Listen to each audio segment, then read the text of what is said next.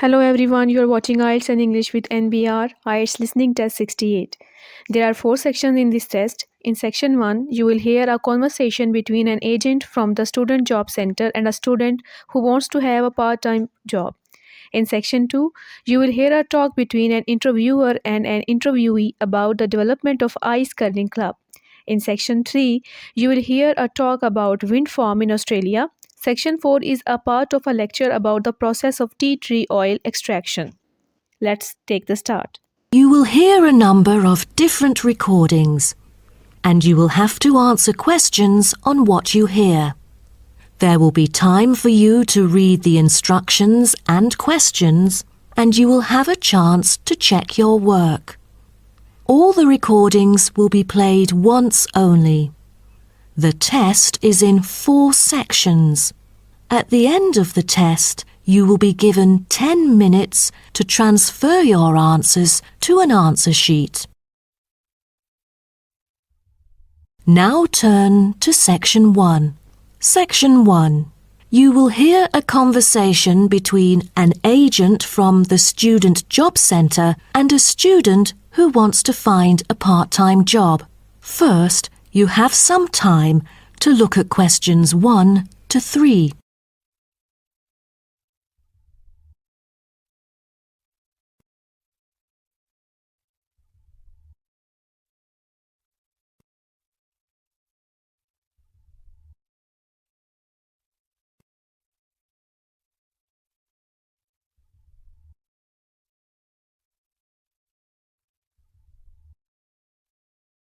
You will see that there is an example which has been done for you. On this occasion only, the conversation relating to this will be played first. Good morning. Oh, good morning. Is this, room number 316? Yes, that's right. So, is this the Student Job Centre? It certainly is. How may I help you? Well, actually, I'm looking for a job. A part-time job. Do you have anything available at the moment? Ah, yes. Are you a registered student? I'm afraid this service is only available to full-time students. Yes. I'm doing my degree in statistics studies. Here's my student card. Right. Well, let's just have a look at what positions are available at the moment. There is a job for social workers, and the workplace is in the House of the Disabled. The agent says that the workplace for social workers is in the House of the Disabled, so disabled has been written in the space. Now we shall begin. You should answer the questions as you listen, because you will not hear the recording a second time. Listen carefully and answer questions 1 to 3. Good morning. Oh, good morning. Is this, room number 316? Yes, that's right. So, is this the Student Job Centre? It certainly is. How may I help you? Well, actually, I'm looking for a job. A part-time job. Do you have anything available at the moment? Ah, yes. Are you a registered student? I'm afraid this service is only available to full-time students. Yes. I'm doing my degree in statistics studies. Here's my student card. Right. Well, let's just have a look at what positions are available at the moment. There is a job for social workers, and the workplace is in the House of the Disabled. That would be fine for me. What are the hours like?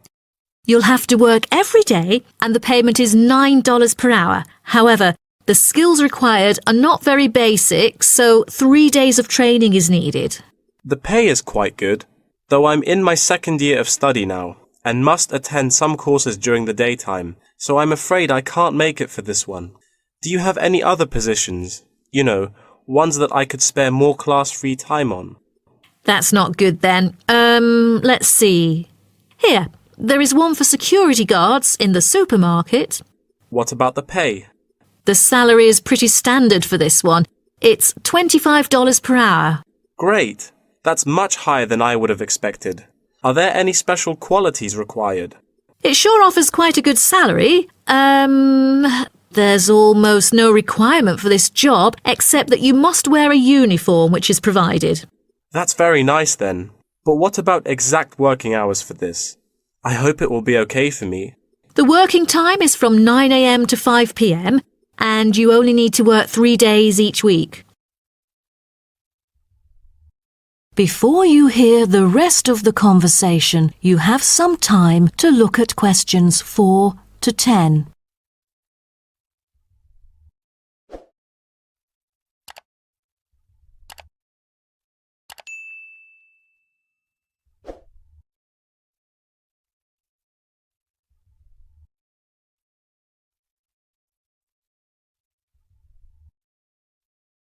Now listen and answer questions 4 to 10. That sounds like fun. But unfortunately, I've got other arrangements during the weekdays. So that's not possible either, I'm afraid. Well, I think we do have something else for you. Yes, here it is. There is a vacancy for a van driving position in a furniture company that might suit you. What is the working time for this one? On the weekends? No, it's night work. That's good to hear, 'cause I'm available for most of the late hours. And the good thing for this is that you've got variable hours to choose from, though the payment is fixed. Any other restrictions for this one? Yeah, it requires the driver to have reliable driving skills.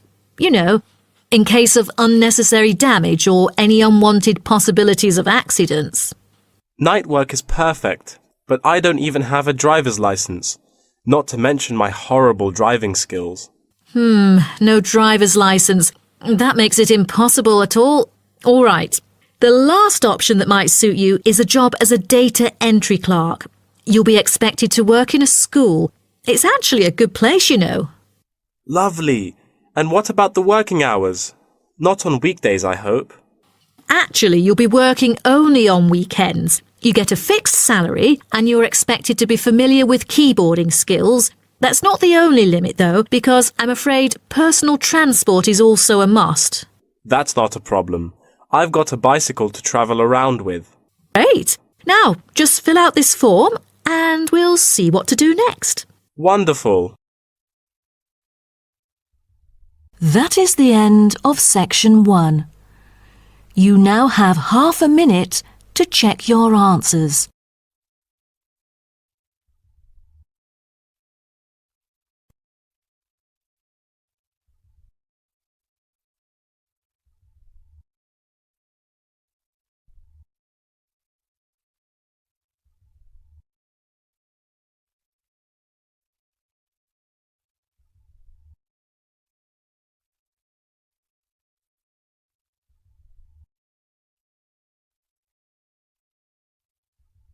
Now turn to Section 2.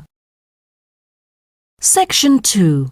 You'll hear a talk between an interviewer and an interviewee called Chris Evans from the Royal Caledonian Curling Club about ice curling. First, you have some time to look at questions 11 to 16.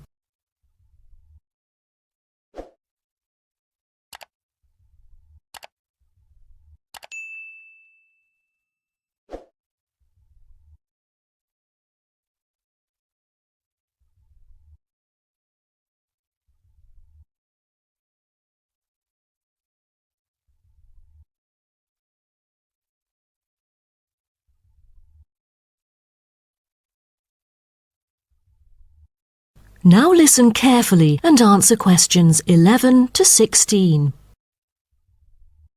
Today, we're pleased to have on the show Chris Evans from the Royal Caledonian Curling Club. Now, let's welcome Chris to tell us something about ice curling. Chris, please.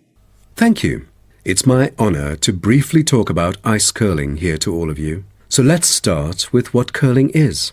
Curling is a sport in which players slide stones on an ice rink towards a target area which is segmented into 4 concentric circles. 2 curling teams consist of 4 players, the lead, the second, the third, and finally the skip. The captain of the curling team and its players will throw their stones in the order stated above. Each team has 8 stones.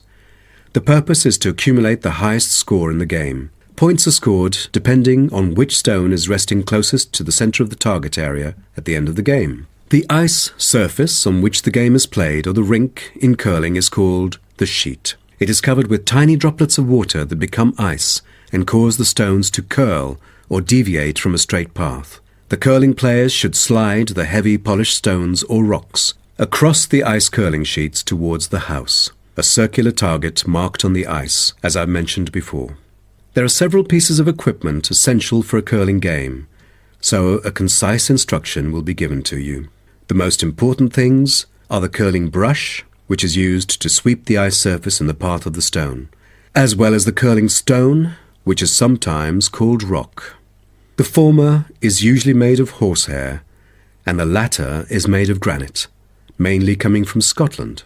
Curling shoes are similar to ordinary athletic shoes, except that the two shoes in a pair have dissimilar soles. The sole of the slider shoe, which is designed for the sliding foot, is typically made of Teflon, while the gripper shoe for the hack foot has a special layer of rubber applied to the sole. During the curling game, you may also find a stopwatch attached either to the player's clothing or the broom, which is used to time the stones over a fixed distance to calculate their speed. Before you hear the rest of the talk, you have some time to look at questions 17 to 20.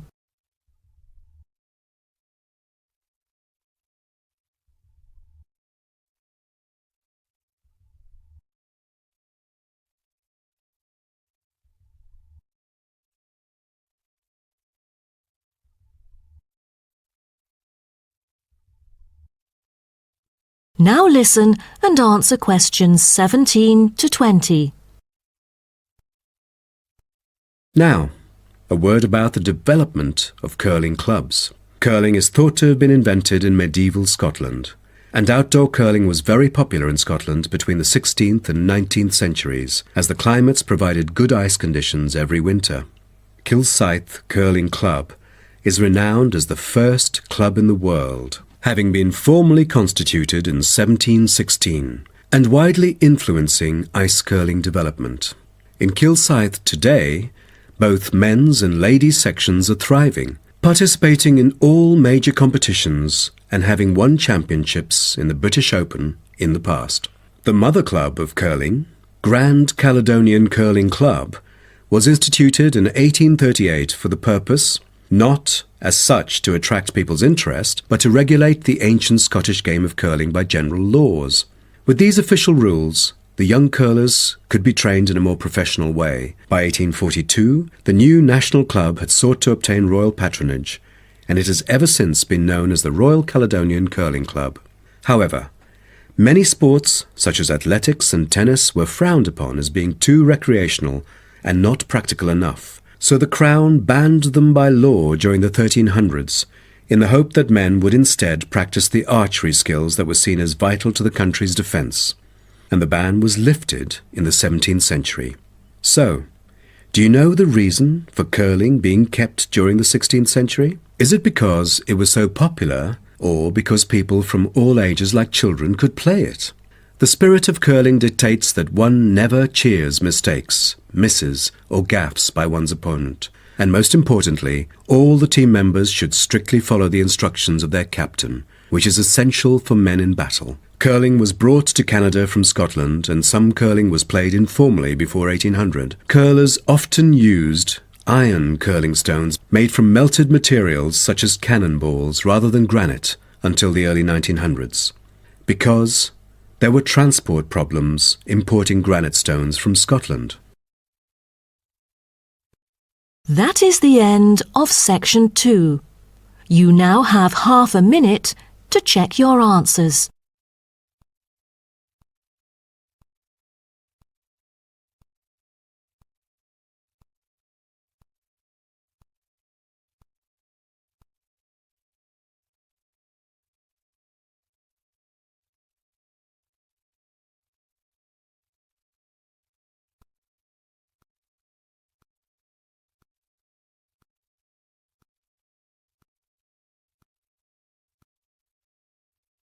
Now turn to section 3. Section 3. You will hear a student called Greg talking to his student about the study of the wind farm in Australia. First, you have some time to look at questions 21 to 25.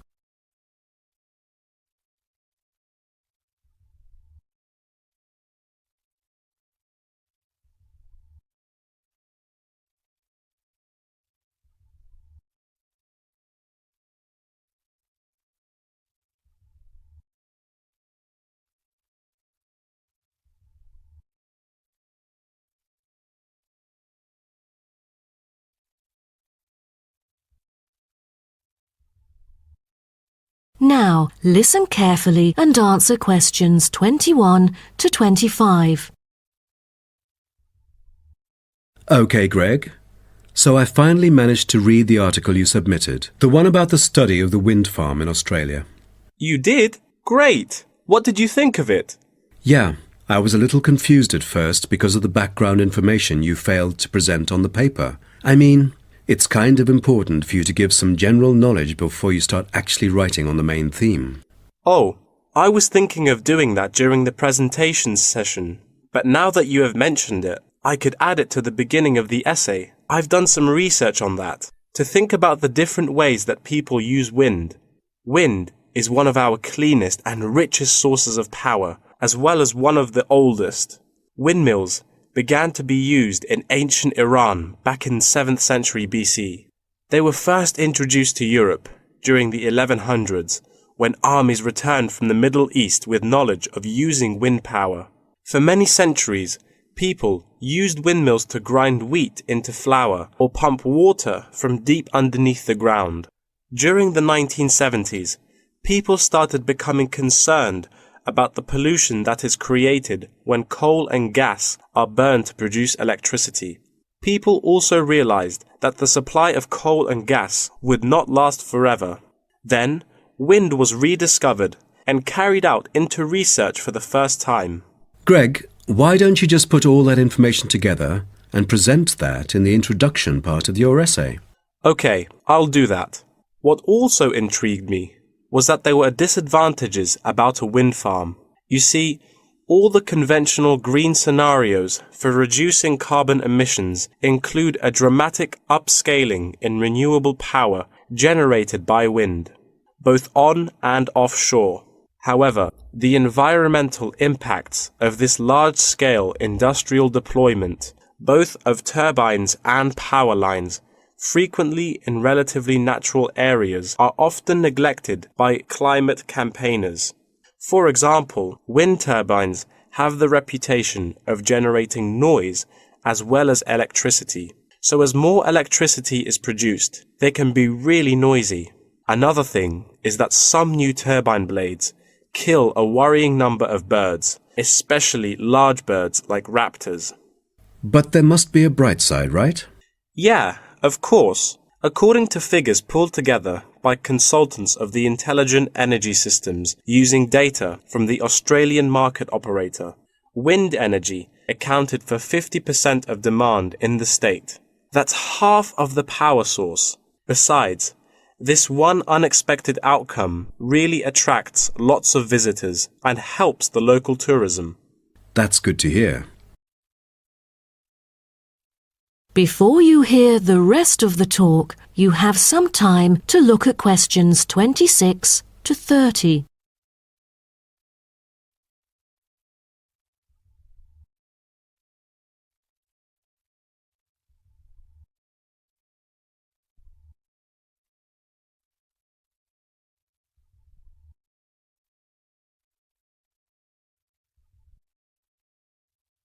Now, listen and answer questions 26 to 30.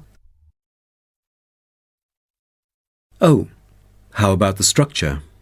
Offshore wind farms consist of a number of connected elements. These include the turbines, foundations, array cables, offshore substation, export cable, and onshore substation and infrastructure. Just a single one of these giant wind turbine blades, produced by manufacturer Siemens, is almost as big as the Airbus A380, the world's largest plane.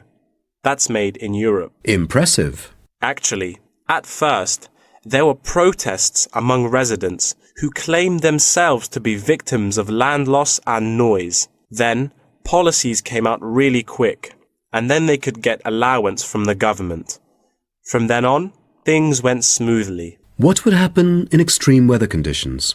I mean, it could be dangerous if hurricanes occur. A motorized operating mechanism enables the device to be switched back on remotely.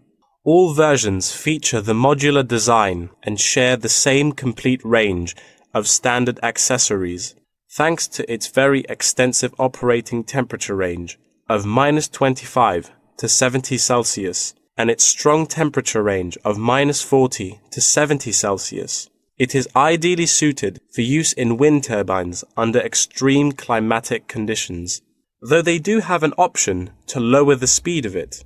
Wonderful. Then, what were the fans, or turbine blades, made of? Is it a special kind of metal? No, they were too heavy. Wind turbine blades must be strong, light, and capable of operating for decades without much, if any, maintenance. Fiberglass is one of the main components of many large-scale wind turbine blades. The material is used because it is lightweight, easily shaped, and not too expensive. Another material used to make longer turbine blades is timber. This material is too expensive to use amongst all the blades, but on the longer blades, it's used to help reinforce them because it is stiff and light. That is the end of section 3. You now have half a minute to check your answers.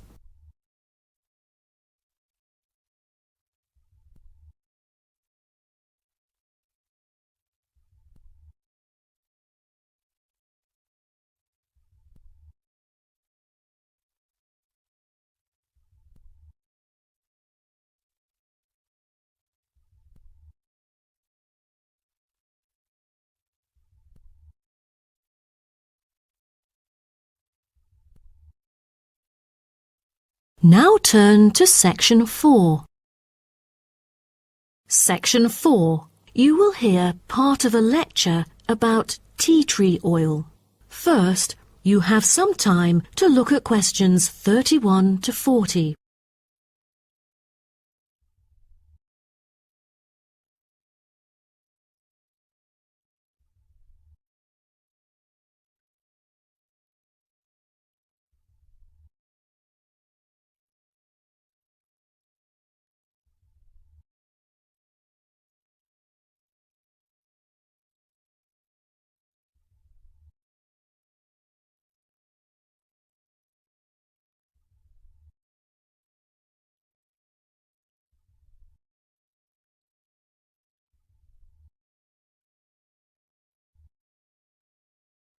Now, listen carefully and answer questions 31 to 40. So, what I'm going to talk about to you today is something called tea tree oil, which was first extracted from Melaleuca alternifolia in Australia. This species remains the most important commercially. Several other species are cultivated for their oil extraction. There is a very long history of tea tree oil's use in aromatherapy. Traditionally, Melaleuca alternifolia leaves were crushed and the oil was inhaled by the Aborigines of Australia for the treatment of coughs, colds and also for the treatment of wounds. For instance, they chewed the young leaves to alleviate headaches and took them to treat sore throats or skin ailments. The Aborigines world was discovered by Willem Janszoon, a Dutch explorer who was the first European to sail to Australia. In 1606, he reached the northern coast of Australia in his ship.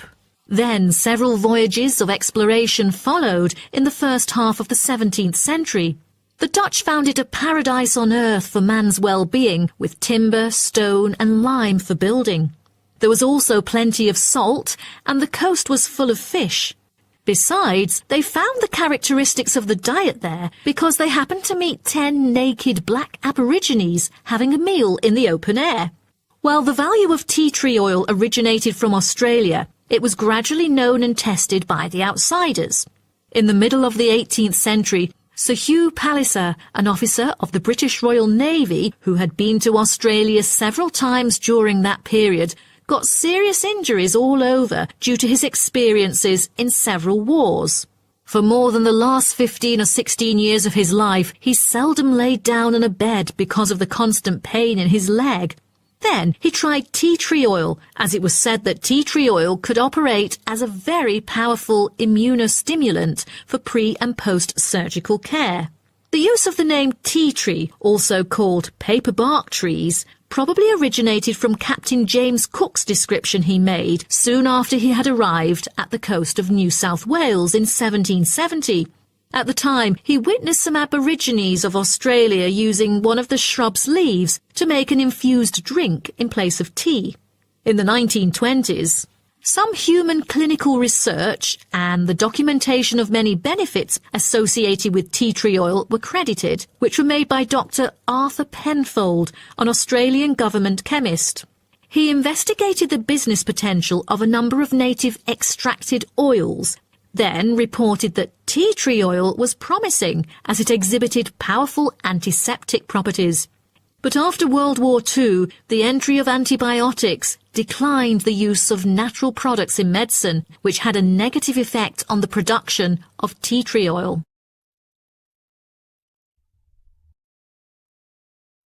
As such an important and valuable material in the world, how is tea tree oil produced? I think most of you are curious about this. Tea tree oil can be extracted in some different ways, but the most traditional way is steam distillation. Once harvested in winter, when the amount of required essence in oil meets the needs for production, the finely cut trees are transported to a steam distillation facility. The extraction is made by distilling the leaves in specially designed stainless steel stills, along with the stems, to yield pure oil. The water-filled boiler is heated and constantly monitored to maintain the correct temperature. Both the steam and oil evaporate and then condense as they run through a pipe into the collecting container where the oil floats to the lid, while the water, because of gravity, goes steadily out the lower exit pipe. At the end of the hour, the oil is siphoned off through the upper pipe, while the condensed steam floats through the lower pipe towards the ground. At the end of each distillation, all the spent plant material is hauled out of the still pot by hand with a short rake, piled onto a trailer and spread where required as a thick woody mulch. That is the end of section 4. You now have half a minute to check your answers.